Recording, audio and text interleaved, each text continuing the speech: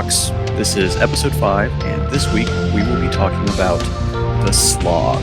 Now, the Slog is kind of an oponious term that can be extremely subjective, and I say subjective and not objective because to different people, it means different things.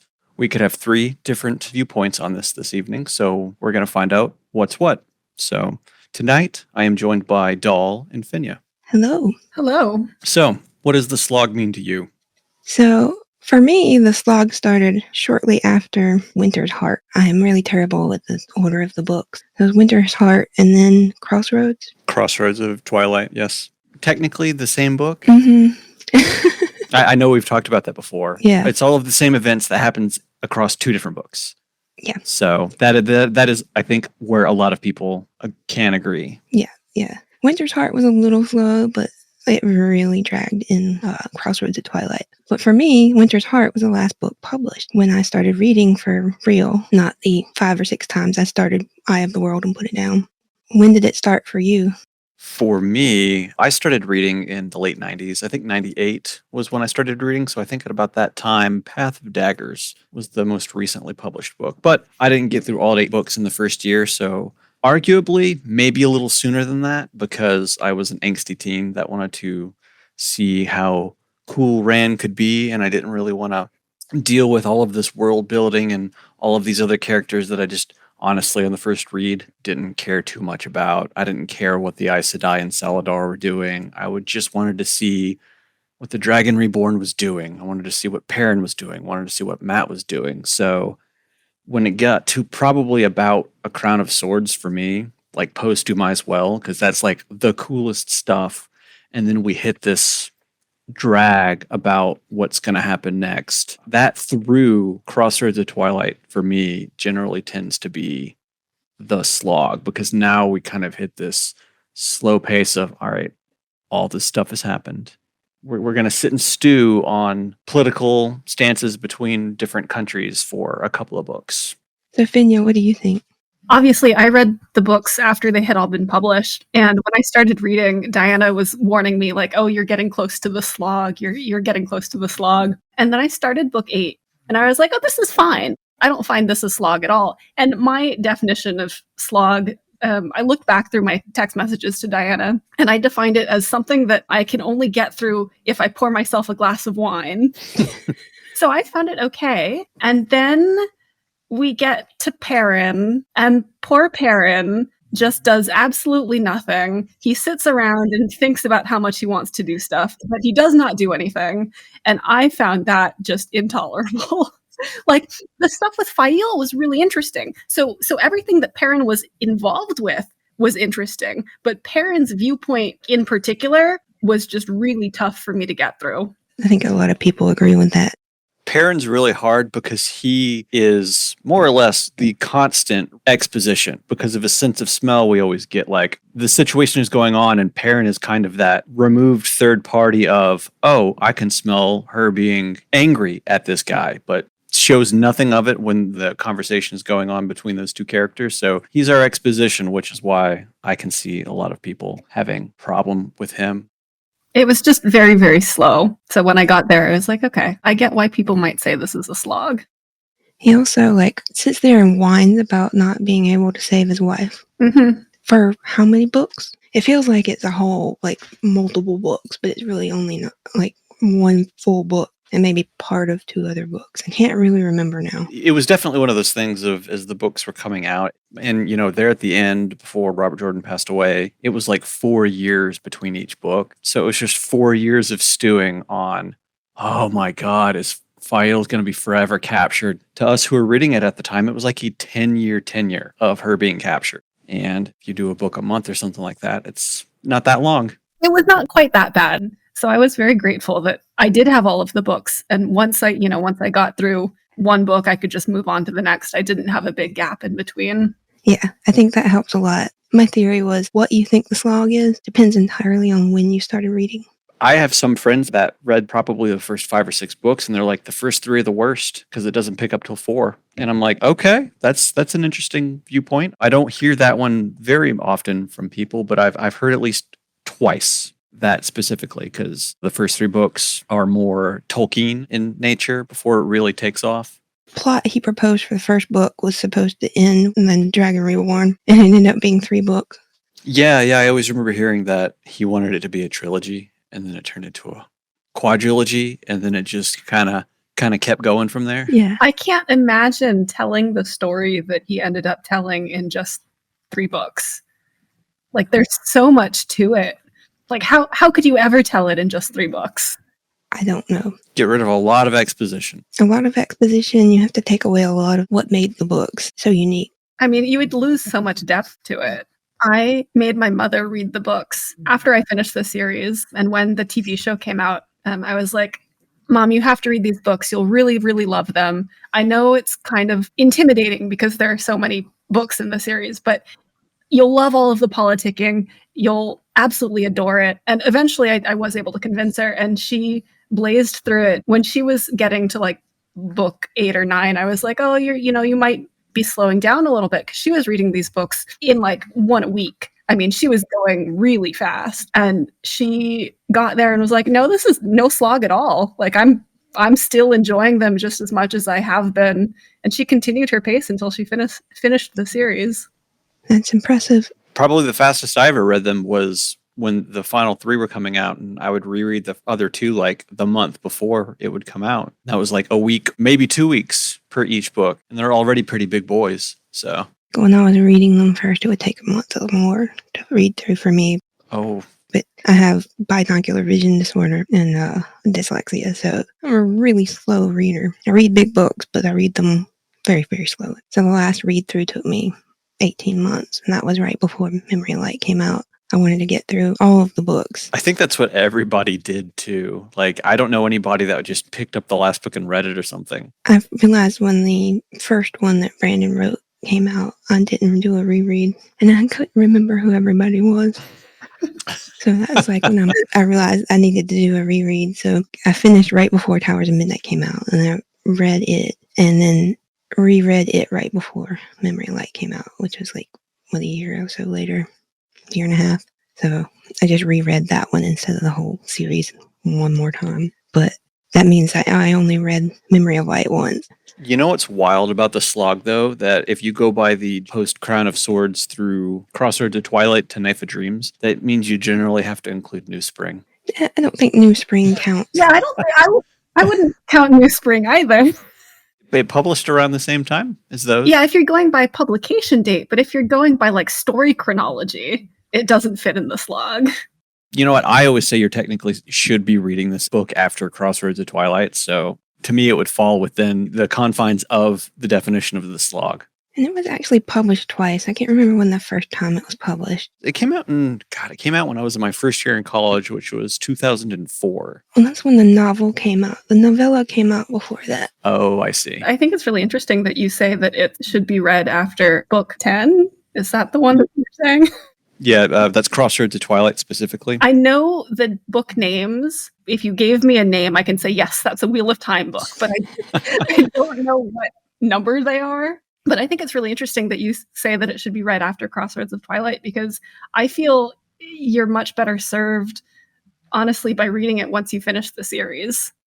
I've heard that argument, but I've also heard from, I want to say, completely unsourced, that I have heard from Jordan himself that you should be reading it at about that time and not do one of those things of read it before you start the series, because it gives away a whole lot of stuff. I definitely don't think you should read it before you start the series, for sure. Because like you say, like there's so much discussed in it that is just kind of spoilery for a whole bunch of the series. I think I read it after book 6 because that's when Dianna said that I should read it. I kind of regret it because at that point there was still context that I was missing, and like I hadn't met Kadzuan, for example. Yeah, because she doesn't appear until halfway or later through Crown of Swords. Yeah, so I wish that I had read it later, and I think that probably influences why I think you should read it at the end of the series. Well, I mean, the appearance of Kadzuan is kind of a, in the sense of the story, she was this all-powerful Aes Sedai that just disappeared, and everybody thought she was dead, and then she's back, and she's bigger than ever. And yeah, if you read New Spring before she returns, it kind of spoils the fact. So I found the publishment date. The short story was published in 1990, Wow, 1990 something? 1998. Okay, that's when I started reading. It came out in a anthology with a story from Robert Jordan, Stephen King, Terry Goodkind, Anne McCaffrey, Raymond E. Feist, Orson Scott Card. It's a really good anthology. It's really good. Wow, that's the S tier league right there. It's like basically everybody that was big. And this was actually, I think, before Martin published Game of Thrones. Or no, I guess, No, Game of Thrones was 96, right? yeah, it would have been right after he published it. So it would have been before it was huge. But Martin, Pratchett, Feist, Ursula K. Le Guin, Jeez. Robert Silverberg, Tad Williams. Those are some big names for sure. Like all of the, like every single one. Basically, everybody that was big in fantasy. I have a copy of it somewhere. Boy, I'm going to have to hunt down a copy of that. Yeah, it's not easy to find. Oh, of course it's not. I happened to find it in a used bookstore years ago. That's a lucky find. Yeah. It's like the time I found a signed Robert Jordan book in a used bookstore for like $3. Oh, wow. That's cool. That's really cool. It's personalized to somebody, but it was years after his death, and I was like, I'll take what I can get. That can be my name just for this book. Yeah, my name is Sarah. My name is Sarah now. Yes. Hey, I mean, you could give it to me because my name actually is Sarah. But yeah, that was just a novella. Was it like an abridged version of what the final story came to be? Yeah, he fleshed it out into a novel for release in 2004. I will say that my one fun trivia fact about New Spring is that it is the only time in the entirety of the Wheel of Time story that you hear somebody mention a bathroom. What about the bath that Elaine took for like... No. Specifically going to use the bathroom. Oh, the toilet. I think it was someone asked where Moraine was, and one of the Malkiri fellas was just like, I think she went off to the privy. And Lan was like, we don't talk about that. And that was like it. And it just kind of sticks with me. I don't remember that. I'm sure someone's going to fact check me on it, and I'm probably a little bit wrong, but it does happen. Yeah, I mean, I believe you. It's just not something that stood out to me, I guess. Well, because for me, it was just like, I have never heard, because, you know, Jordan was more or less a very clean writer in terms of he really didn't like, you know, how some fantasy authors will get down into the nitty gritty of the descriptions of some stuff. Yeah. Well, we don't really get that in Wheel of Time. It's all kind of just assumed. Well, I don't really need to know that the Aes Sedai go to the bathroom. Yeah, right? I can just assume that they did. Unless it's important to the plot, like the Chamber of Secrets hidden in the bathroom. I don't need to know anything about the bathroom. I certainly don't need 5 chapters of Elaine in the bathroom. I have to admit, I did find a lot of Elaine's plotline a bit of a slog. Yeah, I think that's one. Like, the intrigue was interesting, but it really dragged on. I think for me, it was in Winter's Heart when it felt like it took half the book to leave Ebu Dar. For me, that was the really big thing of, oh my God, is it really taking them 15 chapters to escape the city? I didn't mind that. It was just when she got pregnant, and then suddenly her entire plot line was just her being pregnant. And that I found frustrating. But that's also not something, like, I have no interest in pregnancy or reading about pregnancy. So that was just not for me. Yeah, I can't say that was my favorite point. Like, she was also trying to secure her place for the throne when they thought her mother was dead. And if it had focused more on that, I would have liked it more. But there were so many descriptions of her bath. Yeah. And like her morning sickness. And I know that, you know, when you're pregnant, you have morning sickness, and it's great that that was included, but I didn't need to hear about it so often. It was a lot of how it affected her use of the power, too. Yeah. Oh, yeah, that's right. They did specifically talk about that, how her power would fluctuate just because. It's kind of the weirdest thing, too, because it's like the first time we're hearing about it. I don't remember any other character in the series being like actively pregnant. That's like the only perspective that we get on a one power user in pregnancy. Mm-hmm. What is it? The baby feeds on the one power? That's why her power fluctuates? I don't know. I mean, but if you think about it, like, it's a kind of interesting concept that pregnancy affects your use of the one power. So from that standpoint, like, I liked it. It just, there was a lot of it. Yeah, it really could have been condensed in one chapter. The other thing that really got to me, in escaping Ibudar, a building fell on Matt and then we don't see him for a whole book. Oh yeah, that's right. Then I got done with, was it the next book? Was it Path of Daggers or was it? The next book after Crossroads of Twilight is Knife of Dreams. Yeah, I get Knife of Dreams and Path of Daggers mixed up because they're both knives. Yeah, I can see that. But he doesn't show up again until Knife of Dreams. He's not, is it? Or is it Knife of Dreams the one he's not in? I can't remember. He's in Crossroads of Twilight because that's his part of the story from Winter's Heart. I'm a little fuzzy on Knife of Dreams at this point. It's been so long since I've done a reread of it, but I believe we have most everybody in that book at that point, since the previous two books kind of sync everybody back up. I just can't remember because I remember getting through and going, what the hell happened to Matt? That would have been a horrible cliffhanger to not have another book immediately afterwards. It was.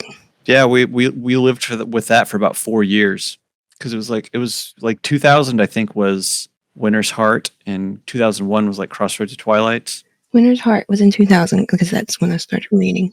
Yeah, and then Knife of Dreams was 2004. 2005. 2005, and then we didn't get Gathering Storm until 2009. 2009. Ouch. So. Yep. But after the passing of Jordan, everybody was just like, well, that's it. We're never going to find out what happens. Yeah.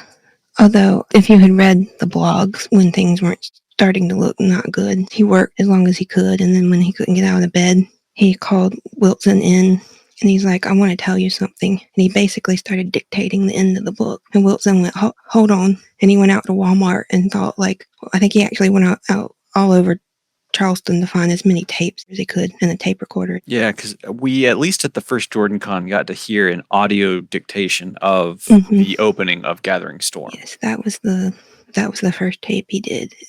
He basically dictated it word for word. It's barely changed. And that will probably never see the light of day again.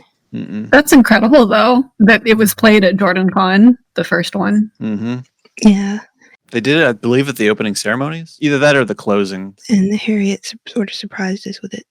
Yeah, because we were all just like, whoa, wait a second. What is this? And that was like right before they also announced, it's going to be 3 books instead of 1. Yeah, I think it wasn't specifically opening ceremonies. It was like we had a big panel with Brandon and Harriet on it, talking about the books, and we had to have everybody agree to not record. Yeah, that was a big thing. I remember that. They were just like, please. It was like a heartfelt, please don't do this. Please don't record this. Please. We're about to share something very special and very intimate, and out of respect, please put your phones away and do not record and do not speak. And I never heard more silence in a room. We had 120 something people. Yeah, it was pretty small. It was pretty small, and she starts playing the tape. If you ever met Robert Jordan, he had this big booming voice, and it was very, very weak and very small, especially for him. And he basically read us what essentially is the prologue for A Gathering Storm.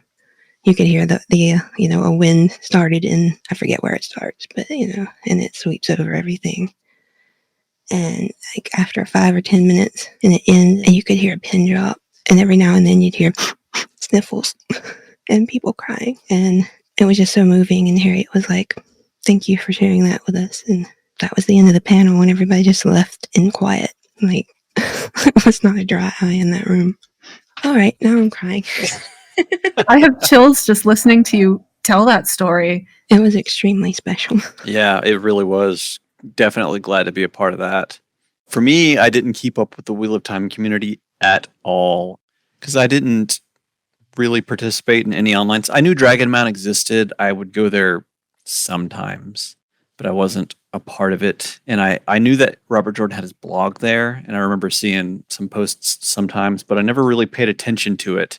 And I had no idea that he was having the problems he was having until basically the end. He started blogging when he was diagnosed, and he talked about how he was a fighter and he was going to be the 5% that beat it. And, you really thought it was going to happen. And towards the end, Wilson started taking over. He's like, he's too weak, but he's still fighting. And then at the very end, it was like, well, he fought hard, but it was just too much. It was interesting, especially getting to know Wilson through that, because he became a part of the community as well. And we actually just lost Wilson. So that was another hard one. Yeah. Okay, I really am crying. This episode brought to you by the emotion of sadness. Yeah.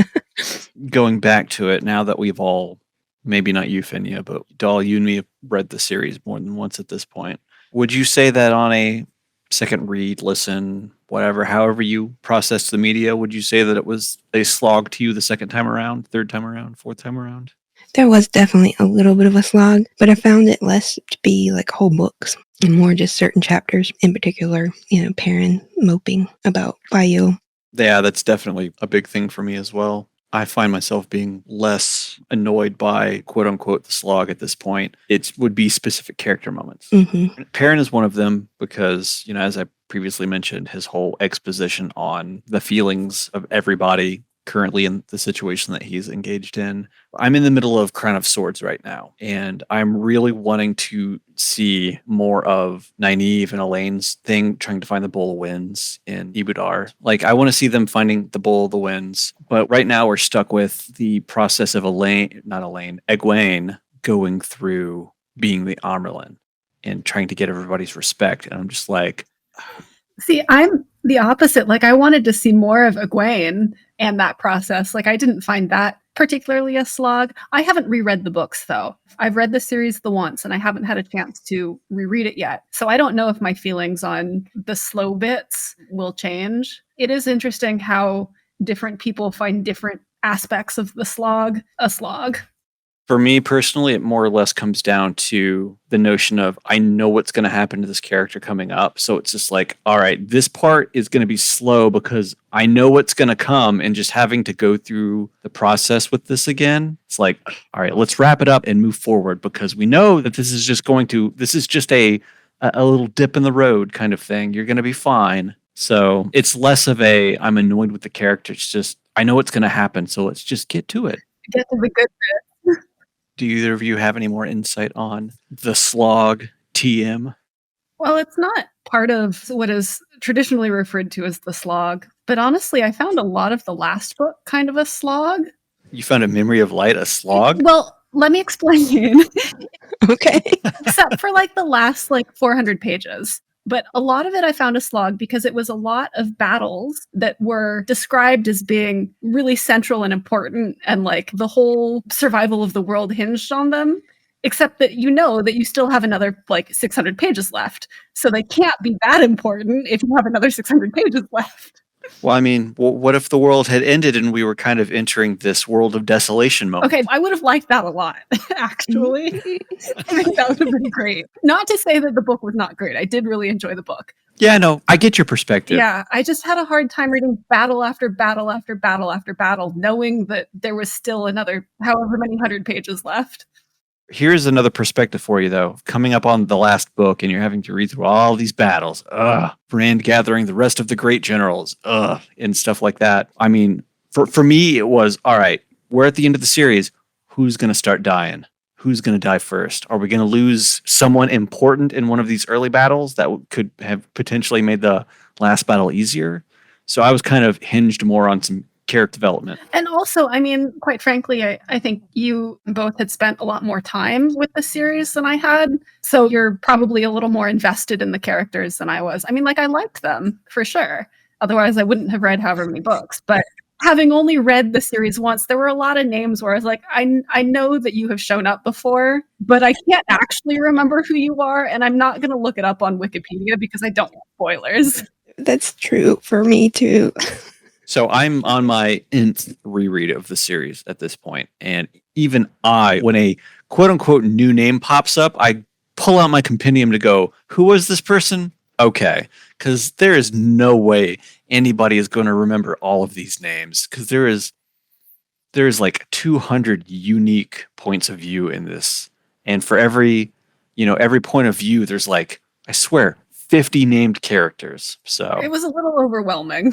It's like when Perrin goes back to the Two Rivers for the first time and it goes, oh, hey, here's all these Two Rivers people. And he names everybody. And you go, I'm not going to remember that. I'm not going to remember that. I'm not going to remember that. I had less trouble with the Two Rivers names and more trouble with the Aes Sedai. It's because they all start sounding samey after a while. Yeah. That's wild. That's the first time I've heard somebody go, I found the last book to be kind of a slog. I can't say that I've ever heard that before. I mean, and like I said, this is not considered the slog at all.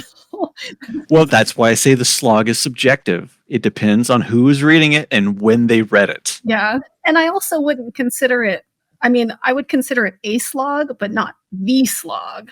Yeah, I think we can agree that the slog generally tends to happen around Winter's Heart. That generally tends to be where most people kind of space out because the pacing definitely slows down after they find the Bowl of the Winds and Crown of Swords.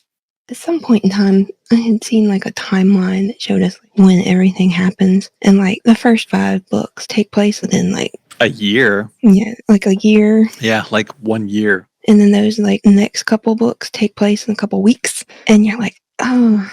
Yeah, something like that. Because they specifically mention in book 5 or maybe book 6 that, oh yeah, we've been gone from the 2 rivers for only like a year and a half tops. And look at everything that has happened. Look how much Rand has changed, kind of thing. Yeah, and then like Crossroads of Twilight was only a couple of days. Yeah. It's like 5 days. That book took me like over a month to read the first time, and it was like, oh, not even a week passed. Actually, speaking of Rand, I found him kind of a slog at points too. When he starts getting his insistence that he has to be hard, I'm like, okay, I get where you're coming from, but like just give it up. Please just give it up. For me, it was always whenever he would be like, I can't let the women die. It's like, oh, God, come on, man. Sometimes you just have to kill an evil villainess. Like, you just do sometimes. And, you know, women are going to die because that's just the nature of being alive. Don't worry. When somebody's going to die, men will tell us who and how.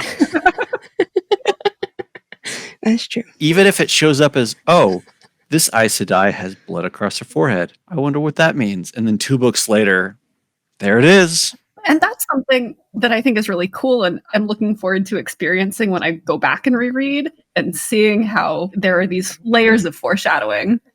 Oh, it is impressive sometimes. I will be in the middle of book 4 and then something will get said and I'm like, oh man, that doesn't happen for another 3 books. Yeah, he was pretty good at layering the foreshadowing, at least to some degree. Not so much with the relationship, as we talked about last time. I'm going to foreshadow something that's going to happen 6 books down the line, but I can't foreshadow this relationship I'm going to reveal in the next book. 2 different skill sets. Yeah. If anything, he was really good at writing a battle, but not so much a relationship.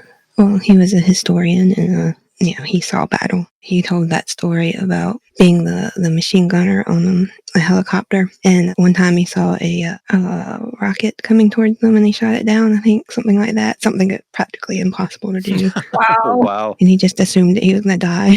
Yeah, that's intense. Yeah. I don't know how true that is, or if, it was a little bit of a tall tale. But this is a little bit of a detour. It'll come back to your point. But I was reading Terry Pratchett's biography, which was just released, and it was his personal assistant who wrote it. And he says about some of the stories that Pratchett used to say, some of them were too good to check if it was true or not. And I feel like this is too good to check. Yeah, it's one of those, it's a little too good to check. We'll just believe it. I don't even know how you could check it. There's really no way to, yeah.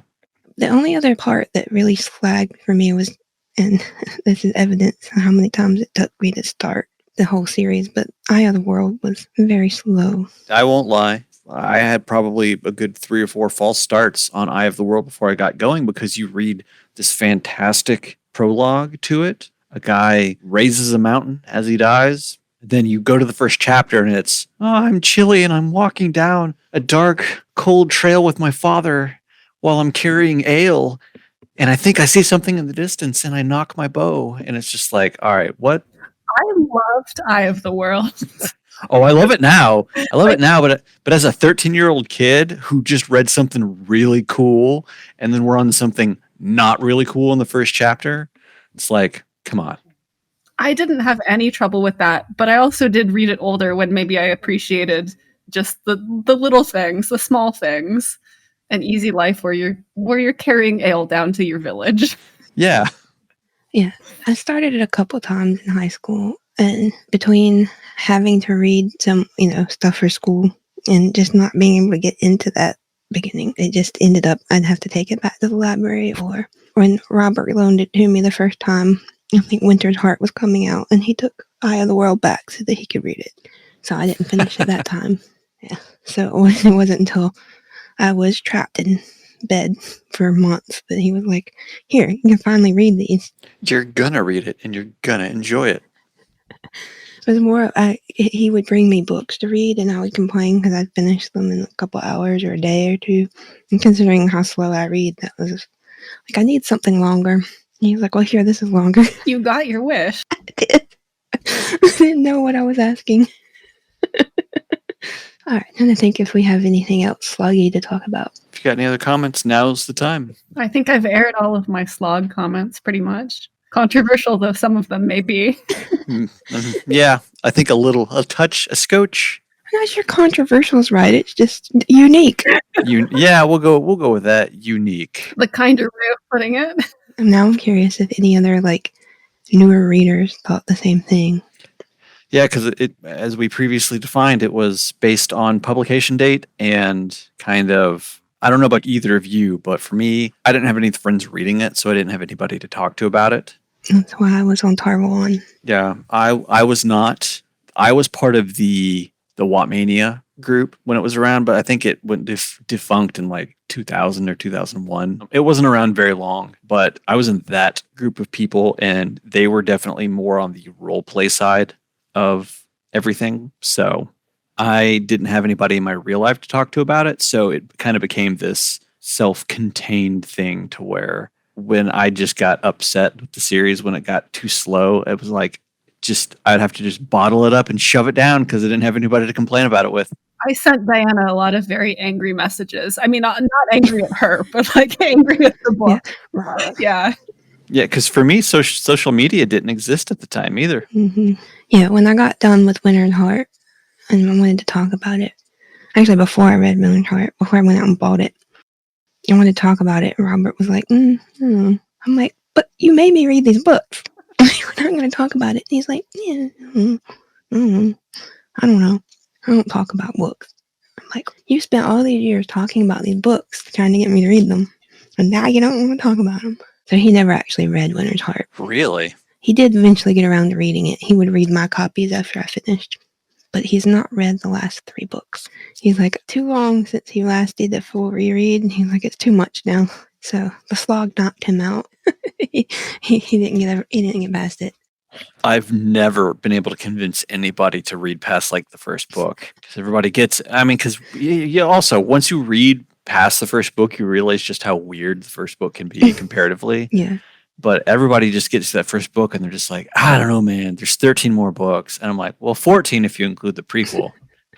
Really selling it there. Yeah. I know. I've heard people like, Wheel of Time fans are so weird. They'll be like, you just got to get past the first 3 or 4 books. And then there's a couple books in the middle. But if you can get past those, the last 3 books are really good. See, that's what I do to my friends who always tell me, you need to watch through the first season of the show and it gets better in the second. And I'm like, well, why am I going to waste this time on this show? Like, if you read the Wheel of Time, I'll watch the show. All these years later, still talking about the same book series. I could talk about Wheel of Time all day long. You have no idea. There's a lot to talk about. In this segment, our hosts will take turns telling us about their favorite moments from the book. Please be warned that this segment may contain spoilers. If you have not finished reading the book, I suggest you stop listening now and join us next time. Dad, I believe you were going to talk about your favorite scene. Oh, yes. I even wrote a thing for this. I was very impressed when you said that you wrote a thing. That's way more effort than I put into it. I know. I was like, I'm just going to talk about it. So, yeah, mine happens during the first book, specifically. So, after being separated from Tom at the White Bridge, when Tom stops the Murdral so Matt and Ren could get away, the boys spent their time moving eastwards towards Camelin. After stealing eggs, sleeping in bushes, working at farms, they finally have a good day at Master Grinwell's farm. After that, their luck seems to be improving. They work their way through the villages, performing at inns and sleeping in real beds. The thoughts of the Murdral are fading fast as they get closer to Camelin. Then they reach Four Kings. One of Rand's immediate thoughts of the place was, I don't know about this place. I don't like it. We should just move on, to which Matt goads at him about wanting to sleep in the bushes again. Rand remains doubtful about it, but he follows Matt as they search for an inn to perform at. The fourth inn that they come across, the Dancing Cartman, is where they end up. The innkeeper is a bony man with long, stringy hair, Samuel Hake. His first impression is not great as he backhands a serving maid for making a comment in front of Matt and Rand. You can see just what kind of person he is, but somehow that doesn't scare Rand and Matt away. Rand and Matt eventually settle on the terms of employment for their time, and that night they begin to bring a crowd in to, up to this point, a nearly empty inn. It is also heavily threatening rain outside. This will all make sense soon. Rand keeps seeing Hake eyeing his heron-marked blade and Tom's Gleeman instruments. Rand mentions to Matt that he thinks they're going to rob them. They were unable to do anything at this point due to the common room being completely full as they played. Rand notices that there is one man there that is different. He has a very expensive look to him, which stood out against literally everybody else in the common room. Hake keeps trying to run Matt and Rand to the bone on performances. It's begun pouring rain outside. Rand sneaks outside when Hake lets them go to eat, and he sees a name on a merchant's cart outside that they saw earlier. It says, Howl Goad. He remembers seeing this cart at Whitebridge. He immediately starts freaking out about this. So he heads back into the inn and he tells Matt what he's seen. And at this point, Hake's bodyguard are watching Matt and Rand like eagles. Goad is hanging out in the common room watching the boys well. Things are getting very tense. After the evening passes, the common room clears out, Hake showing Rand and Matt to the rooms in the back. The hair on the back of their necks are starting to stand up at this point. Hake's bodyguards are on, basically at their side the entire time. Rand basically knows at this point that they're going to rob them blind once they're asleep. So once they're in their room, they decide to block the doors so that they can escape out the window, only to realize that the windows have iron bars over them. They're pretty much trapped in this room. Thunder begins rattling in the distance. So using the thunder as cover, they try to break the iron bars from the window. Then they hear a voice. They think it's the innkeeper, Hake, that's come to rob them, but actually it's the voice of Howl Goad. He has come for the boys. He has basically outed himself as a Dark Friend, and he attempts to coerce them into giving themselves up to the Dark One. So he attempts to break into the room, demanding them to submit. Rand begins to absolutely freak out. Thunder is roaring overhead at this point. Rand keeps muttering that they have to find a way out, and light fills the room. The air is roared and burned, and Rand felt himself getting thrown against the wall. Then he staggers to his feet and looks around him after regaining his vision. The wall where the iron-barred window had been once was gone. Goad was nowhere to be seen, so Matt and Rand gathered their belongings and escaped through the giant hole in the wall into the rain, listening behind them through the storm for the sound of a pursuit. So, this has always been one of my favorite scenes in the book because this is basically the first time that we see Rand channel without knowing that Rand channeled. Because he got pinned into a corner and basically destroyed the side of an inn with lightning to get himself out. It's not the first time we see Rand channel. Is it not? It's the most obvious one. It's the most obvious one that he absolutely did channel in this instance. Yeah, there are a couple of places where he channels that aren't as obvious. One, when they're leaving Two Rivers, he channels to make Bella less tired. And then again, there's another place, I can't remember it right now, but you see him get sick every time. He gets more sick each time. It's something I didn't catch the first time I read them. I don't think I've ever caught that, to be honest. I was going to say that I did not notice that when I read it the first time. I didn't notice the scene that you were just describing. Yeah, that one was obvious.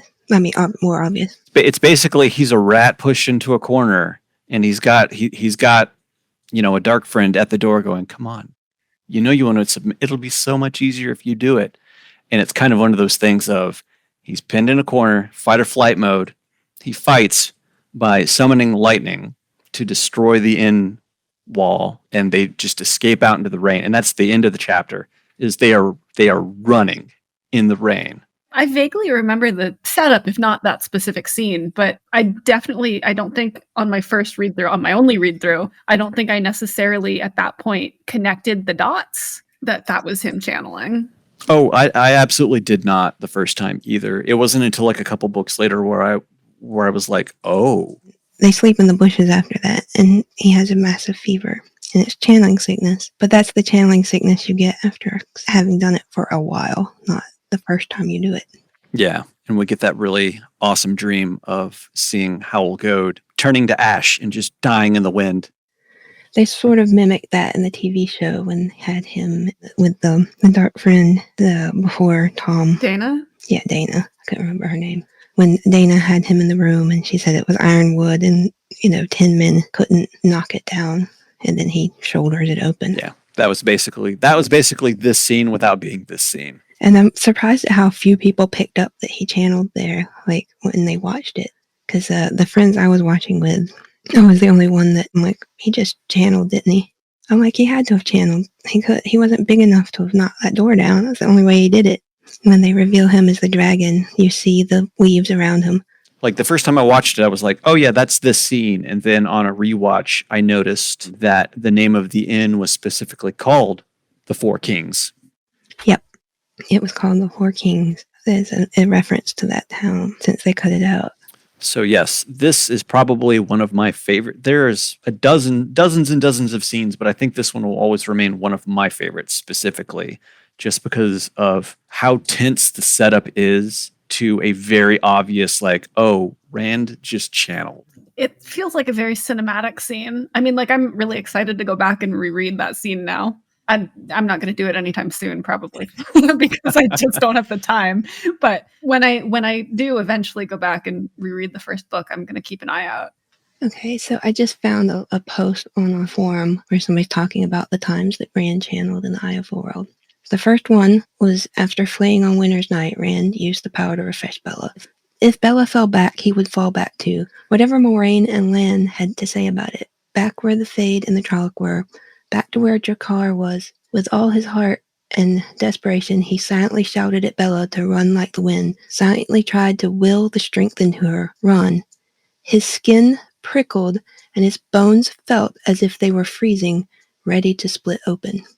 The light helped her run, and Bella ran. You see, that could easily be misconstrued as he is just anxiety Rand.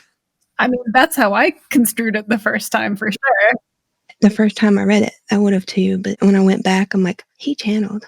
And then I think at some point, someone mentioned, like, it was surprised that Bella was less tired than the other horses. It may have been Lan or Moraine. And then again in Bear Lawn, after Matt plays a prank on the White Cloaks, Rand moved to cover the sword, but instead swept his cloak back over his shoulder. In the back of his head was a frantic wonder at what he was doing, but it was a distant thought. Accidents happen, he said, even to the children of the light. Bornhald asked some questions. A tingling thrill ran along Rand's arm and legs. He felt flushed and almost warm. The tingling fills Rand. The heat had grown into a fever. He wanted to laugh. It felt so good.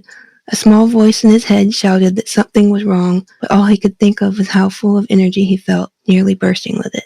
So was that a very early glimpse at Luce there and there? That was a very early glimpse of him losing control of the power. Oh, I see. I think even Egwene had talked about the thrill, like that you've got the powers filling you and you have this elation. I mean, once again, I think it's just incredible how much Jordan left for you to realize on a reread. Like, that's not something that every author can do very well. Yeah, there's so much in that first book that when you go back knowing that Rand is the dragon, where you can see he's channeling, that last one is the one that's the most obvious. Or knowing what being the dragon means, because, I mean, you know that he's the dragon from a very, like, early on, I feel. But you don't really internalize what that means until you've read further. So yeah, I guess that's what I meant. Like, you have a sense that there's something with Rand because you know that he's not Tam's real son, and so you know that he's the one that Moraine was looking for, but not so much why she was looking for him until they get to the Eye of the World. So that'll be it for this episode of Tarvalon Talks. Thanks for joining us to talk about the Slog and what it means to each and every one of us. If you have any questions about it, you can always shoot us an email at producer.tvt@gmail.com or drop into us on the TVT forums and leave us a question in the thread under General. You can even join us in our newly created Tarvalon Talks topic thread inside of the tarvalon.net Discord channel, which you can join by going to tarvalon.net. Thanks for listening in, and until next time, stay safe.